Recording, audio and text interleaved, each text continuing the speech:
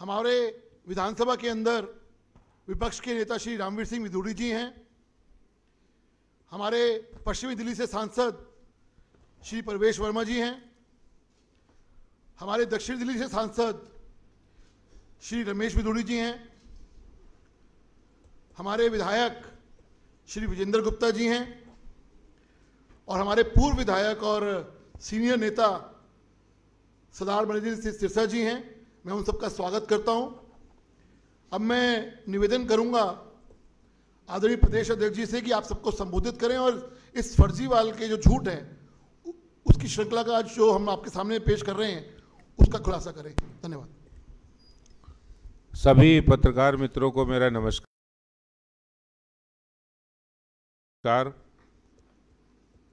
आज देश के महाझूठे हिटलर के वंशज फर्जीवाल के झूठ की पोल खोलने के लिए यहां पर हम लोग प्रेस कॉन्फ्रेंस कर रहे हैं।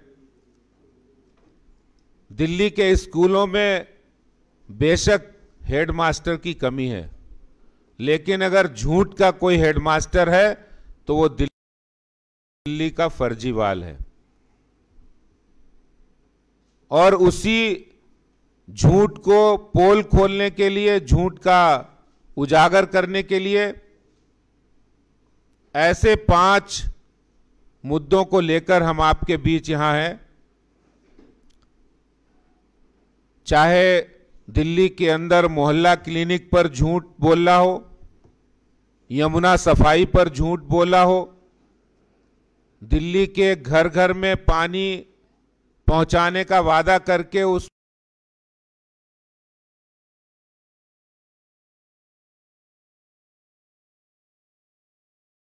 पर झूठ बोला हो, बेरोजगारी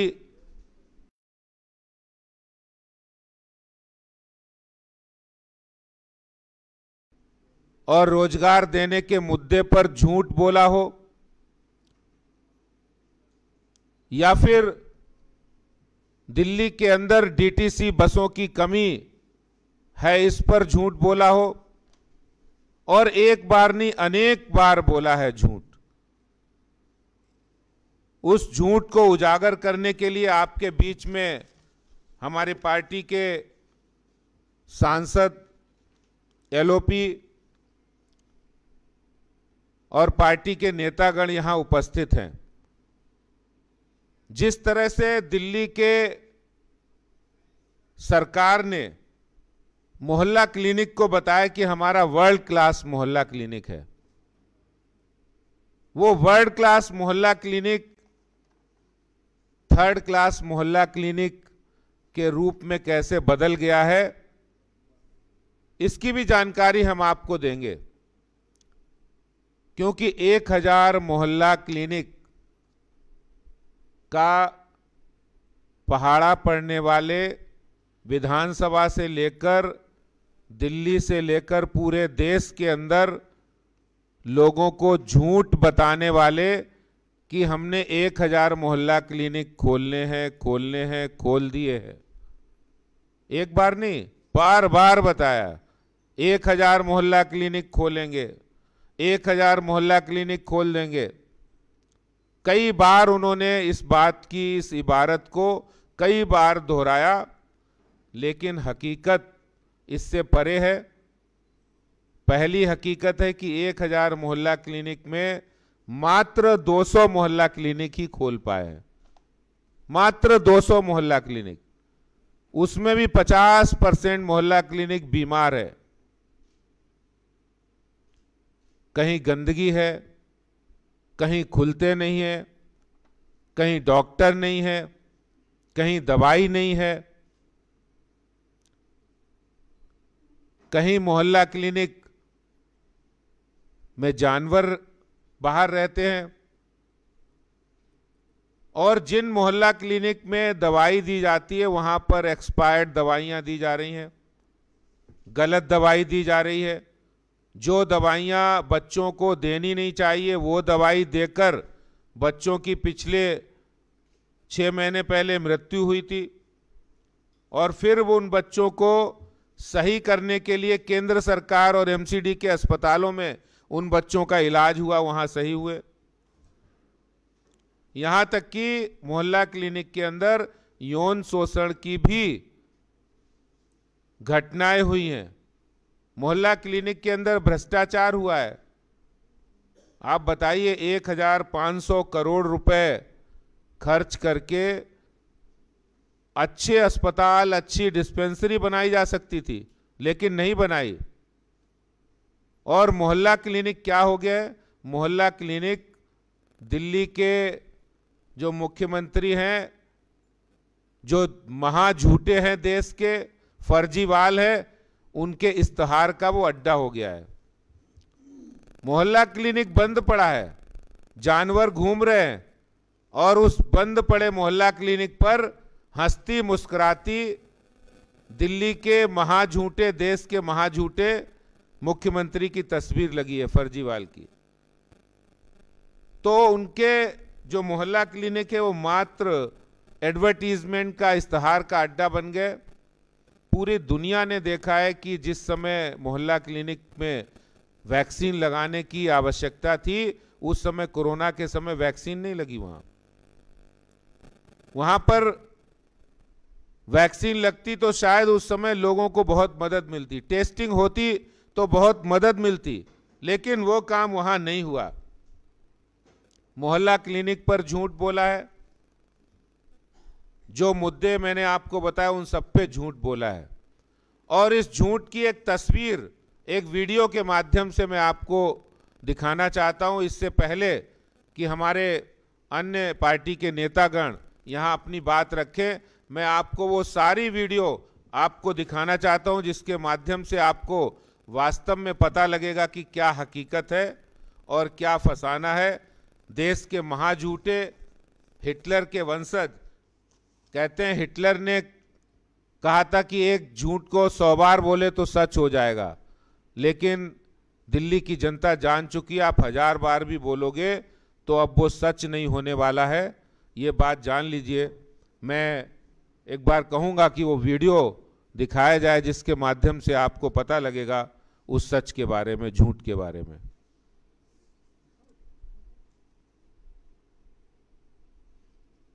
1000 क्लिनिक, 1000 मोहल्ला क्लिनिक, 1000 क्लिनिक, 1000 मोहल्ला क्लिनिक। इस 31 दिसंबर तक 1000 मोहल्ला क्लिनिक पूरी दिल्ली में बनके तैयार हो जाएंगे। 1000 डिस्पेंसरी पूरी दिल्ली के अंदर। केजरीवाल को कड़ी फटकार लगाते हुए हाई कोर्ट ने केजरीवाल सरकार से ये पूछा है कि मोहल्ला क्लिनिक पर जो विज्ञापन दिए गए, आखिर उसका क्या फायदा है जब जरूरत के समय ये मोहल्ला क्लिनिक काम नहीं आ सकते हैं। तो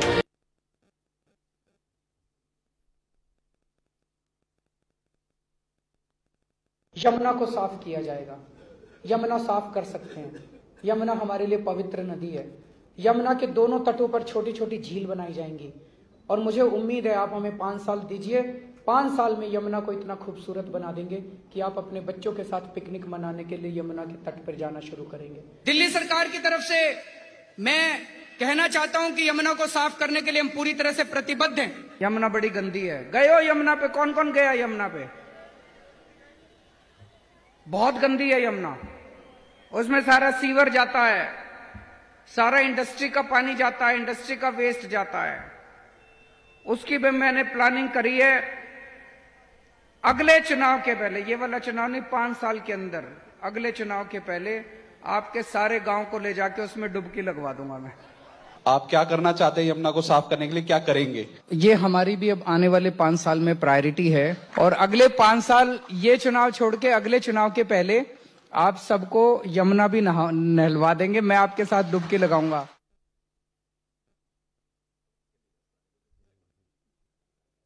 गारंटी देते हैं कि आपको 24 घंटे पानी मिलेगा, आपकी टूटी में मिलेगा, 24 घंटे पानी मिलेगा और शुद्ध साफ पानी मिलेगा।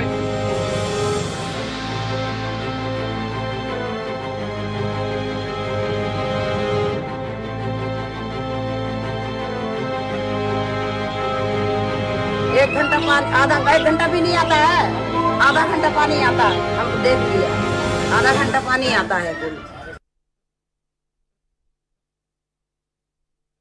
10 लाख बच्चों को नौकरी, 10 लाख बच्चों को नौकरियां, 10 लाख नौकरियां, 10 लाख लोगों को नौकरियां। पिछले 7 साल में दिल्ली सरकार ने लगभग 12 लाख रोजगार दिल्ली के युवाओं के लिए तैयार किए। लेकिन जब 2 RTI रिपोर्ट आती है तो उस रिपोर्ट में पता चलता है कि उसका महज 2% जो है वो नौकरी प्रोवाइड किया गया है। अलग अलग विशेषज्ञताओं वाली 10,000 बसें सार्वजनिक निजी भागीदारी क्लस्टर योजना के तहत निजी क्षेत्र से लाने का प्रस्ताव कर रही है। ट्रांसपोर्ट के अंदर 3,000 नई बसेस खरीदने का प्रावधान है। 2019-20 से डीटीसी के बेड़े में 1,000 नई बसें जोड़ी जाएंगी। इसके साथ साथ क्लस्टर सेवा के तहत 1,000 स्टैंडर्ड फ्लोर बसें, सीएनजी बसें, 1,000 लो फ्लोर एसी सीएनजी बसें और 1,000 लो फ्लोर एसी इलेक्ट्रिक बसें शामिल करना शुरू किया जाएगा। इस तरह दिल्ली के पब्लिक ट्रांसपोर्ट सिस्टम में सरकार ने 4,000 नई बसें सड़क पर लाने का काम शुरू कर दिया है। कुल मिलाकर 2,485 नई बसें वर्ष 2020-21 के दौरान बेड़े में शामिल की जाएंगी और 1,880 बसें, जिसमें 444 डीटीसी और 1,436 2021-22 में खरीदी जाएंगी। इस तरह 11,000 बसों का बेड़ा बनाने का लक्ष्य पूरा करना है। पब्लिक ट्रांसपोर्ट को बढ़ावा देते हुए दिल्ली में पहली बार करीब 1 साल के अंदर 1,600 बसों का फ्लीट, पहली बार इतना बड़ा एडिशन दिल्ली के बस फ्लीट में हुआ है। 1,600 बसें लगभग 1 साल के अंदर हो गई हैं और इस साल सितंबर तक इसमें 1,000 और बसें जुड़ जाएंगी।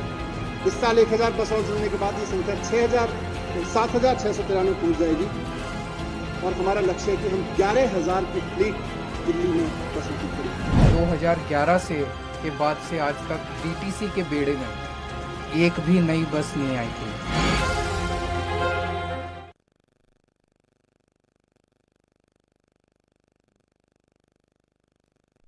धन्यवाद। अब मैं निवेदन करूंगा विधानसभा में हमारे विपक्ष के नेता आदरणीय रामवीर सिंह विधूड़ी जी के से कि वो पानी पे जो झूठ है, इस फर्जीवाल का जो झूठ है वो आपके सामने रखें। रामवीर सिंह विधूड़ी जी। दिल्ली प्रदेश भारतीय जनता पार्टी के अध्यक्ष आदरणीय श्री आदेश गुप्ता जी, सांसद श्री रमेश विधूड़ी जी, सांसद श्री प्रवेश वर्मा जी, श्री हरीश खुराना जी, श्री विजेंद्र गुप्ता जी, मीडिया के सभी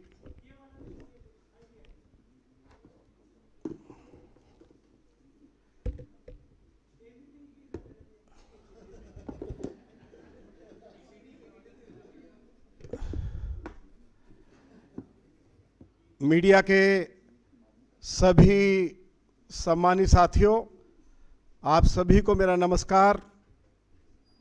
दिल्ली के मुख्यमंत्री श्री अरविंद केजरीवाल और उनकी सरकार में जल मंत्री श्री सत्येंद्र जैन ने पिछले 7 सालों में 73 बार झूठ बोला है कि हम दिल्ली के लोगों को 24 घंटे क्लीन वाटर उपलब्ध कराएंगे। आज दिल्ली के अंदर दिल्ली की सरकार की रिपोर्ट के मुताबिक 63% आबादी ऐसी है जहां पाइपलाइन से पानी उपलब्ध दिल्ली जल बोर्ड नहीं करवा पा रहा है।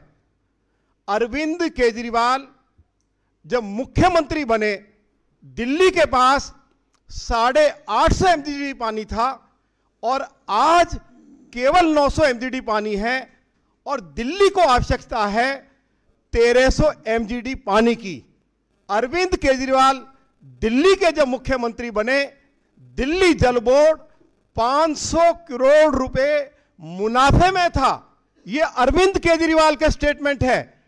आज दिल्ली जल बोर्ड 60,000 करोड़ रुपया के बोझ में दबा हुआ है और हर साल 2,000 करोड़ रुपए का घाटा जल बोर्ड को झेलना पड़ रहा है। अरविंद केजरीवाल ने यह कहा था कि यदि हम सत्ता में आएंगे, हम दिल्ली में टैंकर माफिया को समाप्त करेंगे। उनके शासन में टैंकर्स की संख्या 3 गुना ज्यादा बढ़ गई और टैंकर्स के ऊपर 2013 से पहले जितना पैसा खर्च होता था आज उससे 3 गुना ज्यादा टैंकर्स के ऊपर पैसा खर्च हो रहा है। तो मैंने ये सारी जानकारी आपको दी है कि आज भी 63% लोगों को जल बोर्ड का फिल्टर वाटर उपलब्ध नहीं कराया जा रहा है। और एक बहुत ही जो हम सभी लोगों के लिए आश्चर्य की बात है, ये मेरी ओर से आरोप नहीं लगाया जा रहा है, ये भाजपा की तरफ से आरोप नहीं लगाया जा रहा है। जब ये शिकायत की गई जल बोर्ड को कि जल बोर्ड दिल्ली के लोगों को जो पानी उपलब्ध करा रहा है वह गंदा है, वो पीने के लायक नहीं है, उस पानी को पीकर लोगों की किडनी खराब हो रही है, लीवर खराब हो रहा है, पेट खराब हो रहा है, तो दिल्ली जल बोर्ड ने जो सैंपल्स उठवाए, तो दिल्ली जल बोर्ड की ओर से यह जानकारी दी गई है, मीडिया को भी दी गई है, हमको भी दी गई है कि जो सैंपल्स उठाए गए उसमें 42% सैंपल फेल हो गए। अरविंद केजरीवाल, आपको शर्म आनी चाहिए। आपको मैं अपने सभी 8 विधायकों की ओर से लानत भेजना चाहता हूं कि आप 24 घंटे दिल्ली के लोगों को क्लीन वाटर उपलब्ध नहीं करा पाए।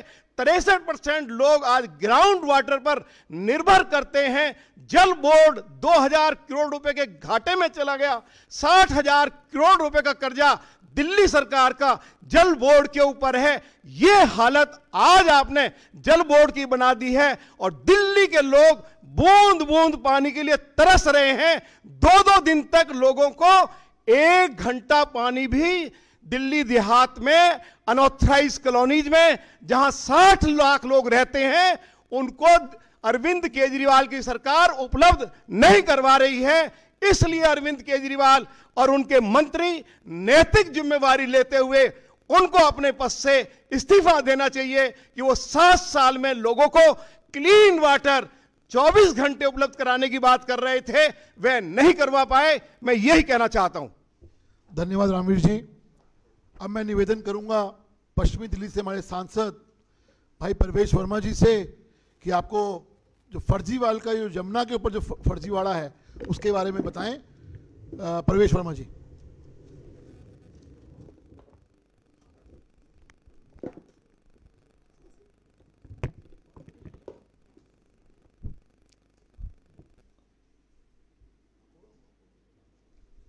जैसे कांग्रेस ने आज़ादी के बाद से कोई भी तत्व ऐसा नहीं छोड़ा जहां पर उन्होंने घोटाला नहीं किया था, चाहे वो 2G था, चाहे पानी था, हवा थी, जल था, सड़क थी। ऐसे ही कांग्रेस को पीछे करते हुए दिल्ली की सरकार ने, अरविंद केजरीवाल ने कोई ऐसा तत्व नहीं छोड़ा जहां पर केजरीवाल ने भी घोटाला नहीं किया हो और जहां पर उन्होंने झूठ नहीं बोला हो। अभी आपको पानी की बात बताई रामवीर सिंह जी ने कि दिल्ली में होता क्या है कि जमुना पार वाले सोचते हैं कि शालीमार बाग वालों को अच्छा पानी मिल रहा होगा, शालीमार बाग वाले सोचते हैं कि द्वारका में अच्छा पानी मिल रहा होगा। तो सब सोचते हैं कि जब इतना विज्ञापन हो रहा है, इतना केजरीवाल चिल्ला चिल्ला कर बोल रहे हैं, तो कहीं ना कहीं तो हो ही रहा होगा, हमको भी मिल जाएगा। ऐसी सड़क का घोटाला हुआ कि कोई भी DTC बस इन्होंने नई नहीं खरीदी जितने दावे किए थे। ऐसे ही शिक्षा में झूठ बोला, ऐसे ही चिकित्सा में झूठ बोला और ऐसे ही मां यमुना के ऊपर झूठ बोला। एक तरफ भारत सरकार चाहे वो बनारस का घाट हो, चाहे काशी विश्वनाथ का घाट हो, उसको ऐसा कर देती है कि वहां से विदेशी पर्यटक भी जाकर उसकी तारीफ करता है। और दूसरी तरफ हमारी दिल्ली में एक रिवर बहती है, ये कभी किसी को एहसास नहीं होता कि दिल्ली में रिवर बहती है। हमने देखा दुनिया में कई ऐसे शहर होते हैं, कई ऐसी कैपिटल होती हैं जहां पर अगर रिवर होती है तो आसपास में पूरा शहर बस जाता है, और वो उसका सबसे बड़ा एक वो दर्शनीय स्थल होता है, बड़े बड़े बिल्डिंग होते हैं, शिप घूमते हैं, नाव घूमती हैं, विदेशी पर्यटक घूमते हैं। मगर दिल्ली में एक रिवर है, हम सब उसको माँ यमुना के नाम से नहीं जानते, हम सब उसको एक गंदे नाले के नाम से जानते हैं।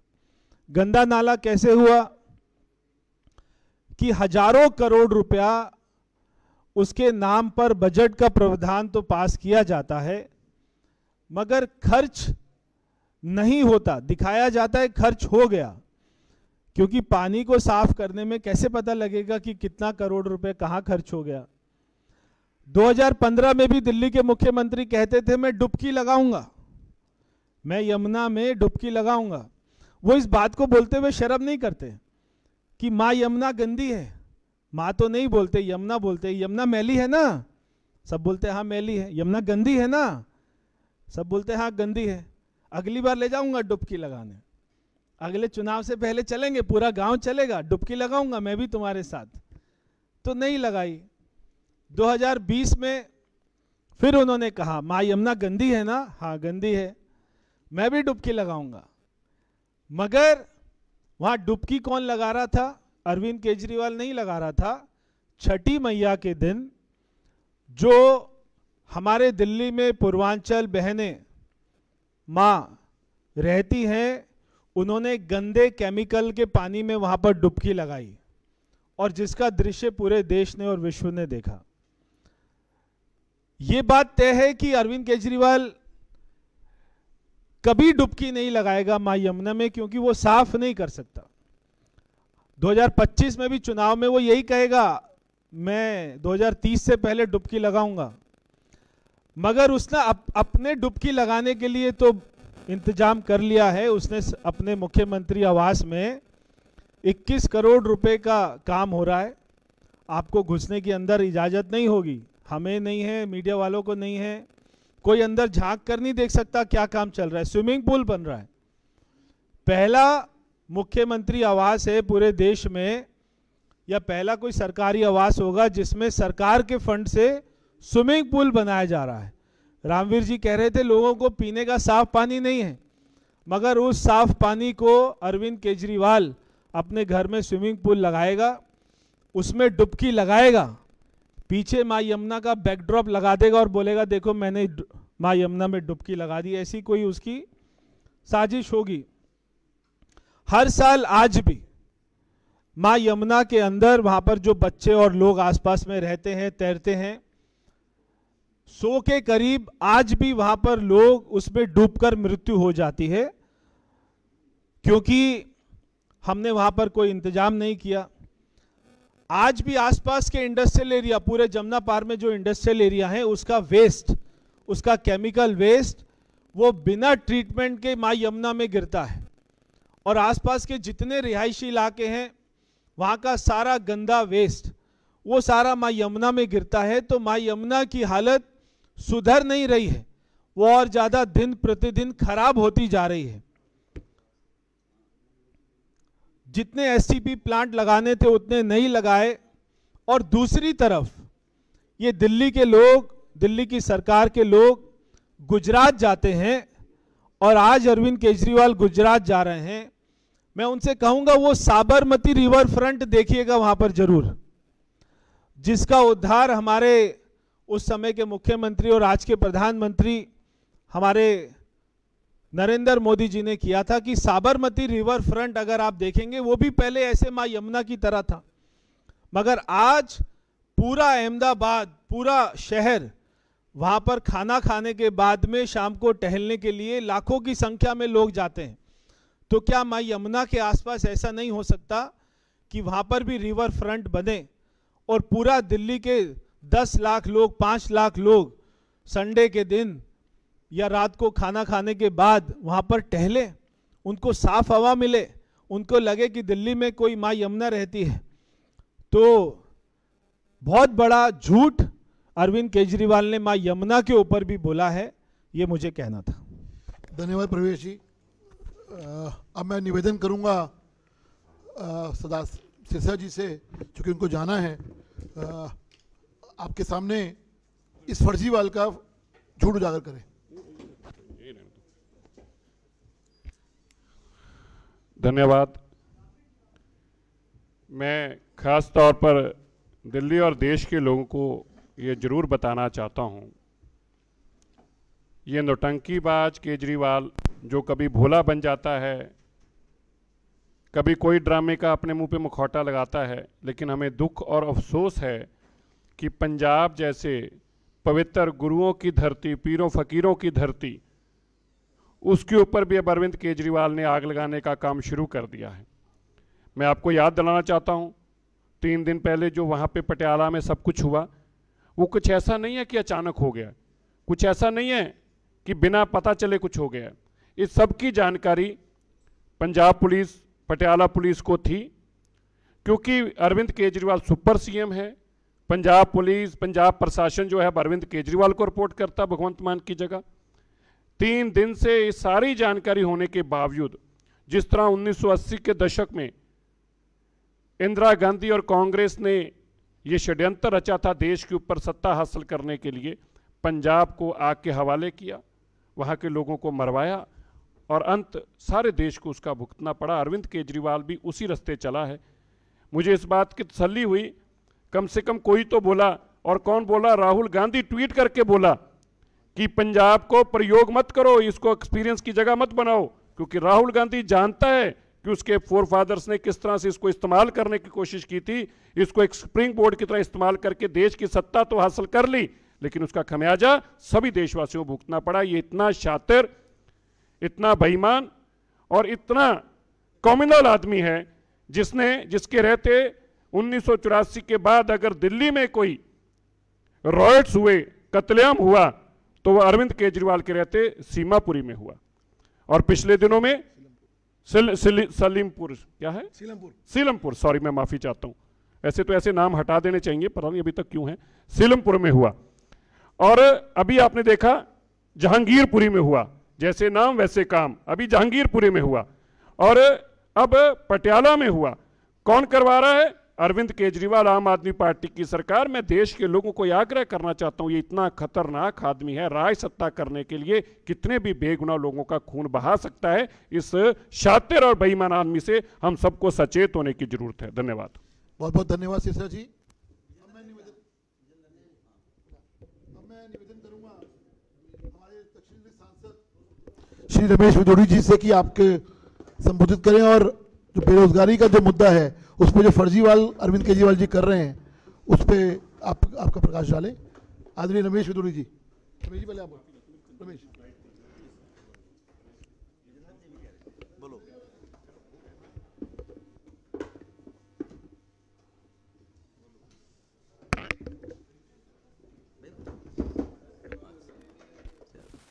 इधर रख दे।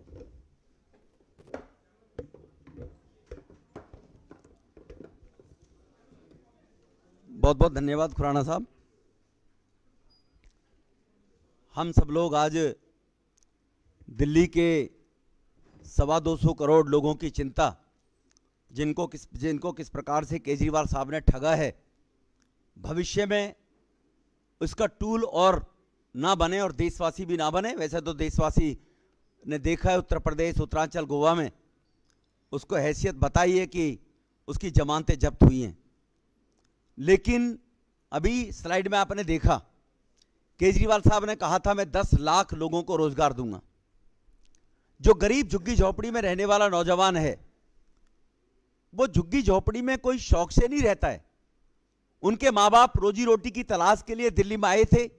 दिल्ली की उस टाइम की सरकारें उनके आवास की व्यवस्था नहीं कर पाई थी। वो मजबूरी में झुग्गी झोपड़ी के उस माहौल में रहकर अपने बच्चों के भविष्य बनाने के लिए काम कर रहे थे, रोजी रोटी कमा रहे थे। उनको आश्वासन दिया कि मैं दिल्ली में स्कूल बनने के बाद 20 कॉलेज बनाकर तुम लोगों को अच्छी शिक्षा मिलेगी तो रोजगार मिलेगा, और दिल्ली में 10 लाख रोजगार देने का मैं काम करूंगा, ये बोला उन्होंने। उसके बाद फिर बोला मैं 8 लाख रोजगार देने का काम करूंगा। लेकिन रोजगार दिए कितने? वो आरटीआई के माध्यम से आपको जानकारी मिली है, 440 लोगों को रोजगार केवल दिल्ली में 7 साल में केजरीवाल दे पाया है। दिल्ली में बेरोजगार की जो प्रतिशत संख्या है वो 8.9% है, और पूरे देश में बेरोजगारी औसतन लोगों की संख्या 7.9 है, पूरे देश में 7.9 और दिल्ली में 8.9 है। यह अंतर है केजरीवाल के 15 लाख लोगों को, 10 लाख लोगों को रोजगार देने का। केजरीवाल साहब ने कहा था कि मैं लोगों को रोजगार दूंगा, लेकिन जो टीचर्स, लगभग 15,000 टीचर्स जिनकी रिक्तियां हैं, उनको इसने केजरीवाल साहब ने अधिसूचित तक नहीं किया। स्कूल में टीचर है नहीं, लेकिन जो गेस्ट टीचर बेचारे रहते हैं, वो गेस्ट टीचर कहते हैं आपने तो कहा था मैं सबको परमानेंट करूंगा, हमें परमानेंट कर दो। उन गेस्ट टीचरों को भी परमानेंट करने का ये विरोध कर रहे हैं और एक तरफ कहते हैं मैं 10 लाख लोगों को रोजगार दूंगा। दिल्ली के अंदर 40% ऐसे जो टीचर के पद खाली पड़े हुए हैं जिनका विरोध कर रहे हैं। इसीलिए केजरीवाल साहब, आपने जो सपने दिखाए थे, सब्ज बाग पैदा किए थे, उन सब्ज बाग की जानकारी दिल्ली के लोगों को होनी चाहिए। उन गरीब झुग्गी झोपड़ी में रहने वाले, अनियमित कॉलोनी में गरीब परिवार के बच्चे जो रोजगार के लिए दर दर की ठोकरें खा रहे हैं, अब इसको ये बात उनको जानकारी आनी चाहिए कि केजरीवाल दुनिया का सबसे बड़ा फरेबी और झूठा व्यक्ति है और लोगों को गुमराह करता है। और जैसे सिरसा जी बोलकर गए हैं कि दिल्ली के अंदर ही नहीं, देश के लिए अनारकी पैदा करने वाला व्यक्ति शासन सत्ता के लिए किस स्तर तक हर क्षेत्र में गिर सकता है, वो प्रमाण गरीब नौजवानों के साथ केजरीवाल ने जो छल किया है वो हम सबके सामने, ये चंद मैंने आप सबको उदाहरण दिया है। यही कहकर मैं अपनी वाणी को विराम दूंगा। बहुत बहुत धन्यवाद। बहुत बहुत धन्यवाद रमेश जी। अब मैं निवेदन करूंगा हमारे विधायक श्री विजेंद्र गुप्ता जी से कि जो फर्जीवाड़ा जो बस में होता करता है, ये जो मुख्यमंत्री जी जो बस घोटाले करते हैं, उसके बारे में आप सबके सामने तथ्य रखें। आदरणीय विजेंद्र गुप्ता जी। साथियों, दिल्ली में पिछले 2 महीने में डीटीसी की 5 बसों में सड़क पर खड़ी हुई चलते हुए आग लग चुकी है। और मुझे कहते हुए चिंता भी है और तकलीफ भी है हमें कि स्थिति ये बन गई है कि अब आने वाले दिनों में हर रोज एक बस में आग लगेगी।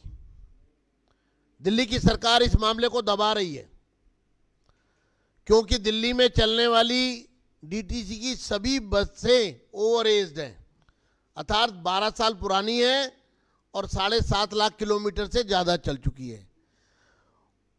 उनको जंक यार्ड में पहुंचा देना चाहिए था, लेकिन उन्हीं पुरानी बसों पर एक एग्रीमेंट किया गया पिछले दिनों जिसमें 50 लाख रुपए 1000 बसों का 50 लाख रुपए पर बस के हिसाब से उसकी पेमेंट की जा रही है और उनको फर्दर 3 साल और चलाया जाएगा। लगभग 500 करोड़ रुपया सिर्फ ओवरेज बसेस का 1000 बसेस की मेंटेनेंस पर पेमेंट हो रही है, जबकि नॉन एसी 1000 बसें 500 करोड़ में आ सकती थी। ये जो स्थिति बनी हुई है दिल्ली में, 5000 करोड़ रुपए का स्कैम किया बस खरीद में, जिसकी सीबीआई जांच कर रही है। दिल्ली की डीटीसी में एक भी बस अप टू मार्क है नहीं और 2200 करोड़ रुपए सालाना उसमें घाटा हो रहा है।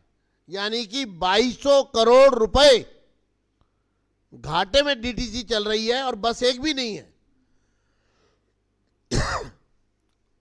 पिछले 50 साल से दिल्ली के स्कूलों में बच्चों के लिए डीटीसी से बसें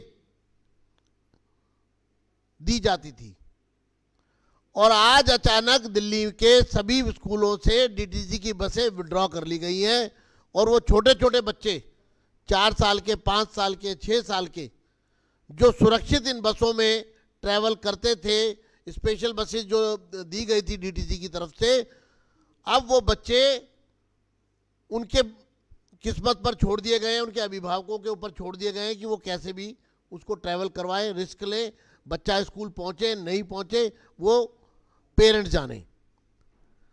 तो कुल मिलाकर के डीटीसी की बसें पिछले 7 साल में एक भी बस ऐड नहीं हुई। जो बसें थी वो सब ओवरेज हो गई।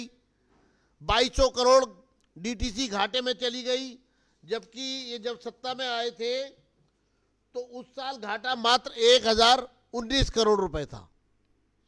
1019 करोड़ से घाटा 2200 करोड़ पर पहुंच गया डीटीसी का। बसें उस समय दिल्ली में लगभग 5300 थी, आज डीटीसी के पास एक भी बस नहीं है। 5300 में से एक भी बस नहीं है। घाटा 1019 करोड़ से 2200 करोड़ पहुंच गया। डीटीसी में घोटाला हुआ है, भ्रष्टाचार। 5000 करोड़ 1000 डीटीसी की बसें खरीदने के लिए जो वर्क ऑर्डर किया गया उसमें भ्रष्टाचार किया गया और मंत्री और तमाम लोग उसमें जांच का हिस्सा है। बच्चों की स्कूल की बस विड्रॉ कर ली। दिल्ली का पब्लिक ट्रांसपोर्ट सिस्टम, परिवहन व्यवस्था पूरी तरह चरमरा गई, ध्वस्त हो गई है और भ्रष्टाचार परिवहन व्यवस्था के नाम पर दिल्ली को लूटा गया।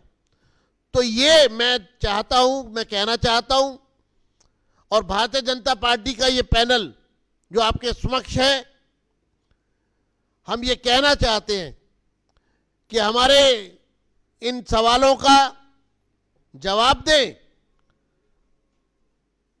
और हिम्मत है तो सच का सामना करें मिस्टर फर्जीवाल। कब तक झूठ की आप यहां पर दुकान चलाते रहेंगे, लोगों को गुमराह करते रहेंगे? दिल्ली को तहस नहस करने का काम अगर किया है तो केजरीवाल सरकार ने किया है। धन्यवाद। बहुत बहुत धन्यवाद वीरेंद्र जी। किसी का कोई सवाल हो तो?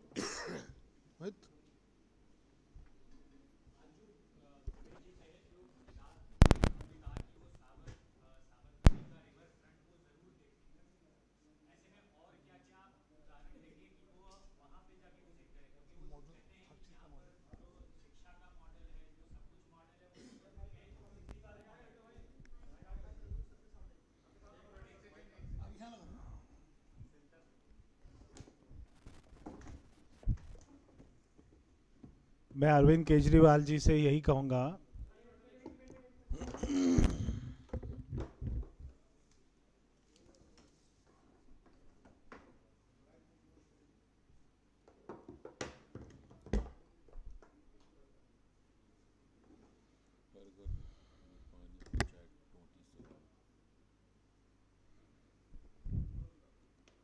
हम सभी जानते हैं कि सन 2000 में एक बहुत बड़ा अर्थक्वेक आया था गुजरात में और पूरा कच्छ पूरा तहस नहस हो गया था। मगर आज मैं वहाँ पर साल में एक बार जाता हूँ क्योंकि हमारी संस्था ने वहाँ पर 2 गांव बनाए थे। आज हम जाकर देखें तो हमें लगता है कि एक वहाँ पे कैसा करिश्मा हुआ और वहाँ की सरकार ने उसको और आज से 20 साल पहले आगे पहुँचा दिया। तो चाहे गुजरात एक दिल्ली के हिसाब से बहुत बड़ा राज्य है, वहां पर जाकर अगर अरविंद केजरीवाल देखें तो एक एक दूर दूर गांव में एक एक घर में वो देखेंगे कि वहां पर पानी आ रहा है और साफ पीने का पानी आ रहा है, तो उसको जरूर देखने जाएं। दिल्ली भारत की राजधानी है और दिल्ली के गांव में कॉलोनियों में आज भी, गांव कॉलोनियां छोड़िए, शहर में भी जाइए, तिलक नगर जाइए, हमारे यहाँ विकासपुरी जाइए, जनकपुरी जाइए, तो गंदा काले रंग का पानी आता है। तो वो देखें और सीखें कि दूर दूर गांव में जिस गांव में 20 मकान है वहां पर भी साफ पानी वहां की सरकार भारतीय जनता पार्टी कैसे दे रही है। वहां पर शिक्षा को जाकर देखिए, वहां अस्पताल को जाकर देखिए, जो गांव गांव में क्लिनिक खुले हुए हैं उनको जाकर देखिए कि वहां डॉक्टर भी है, दवाई भी है। तो शिक्षा देखिए, चिकित्सा देखिए, पानी देखिए, बिजली देखिए। वहां पर जो स्टेडियम बने हैं स्पोर्ट्स के, यहां पर तो केवल बातें बोली है कि स्टेडियम स्पोर्ट्स यूनिवर्सिटी बन रही है, उसका कोई एड्रेस नहीं मालूम। मगर वहां पर मोटेरा स्टेडियम देखिए, वहां पर और जो वहां पे राज्य सरकार ने स्पोर्ट्स में वहां पर अचीवमेंट की है उनको देखिए तो बहुत सारी बातें हैं देखने के लिए। अरविंद केजरीवाल और पूरा दिल्ली का मंत्रिमंडल वहां पर जाए देखने के लिए और गुजरात से कुछ सीखे।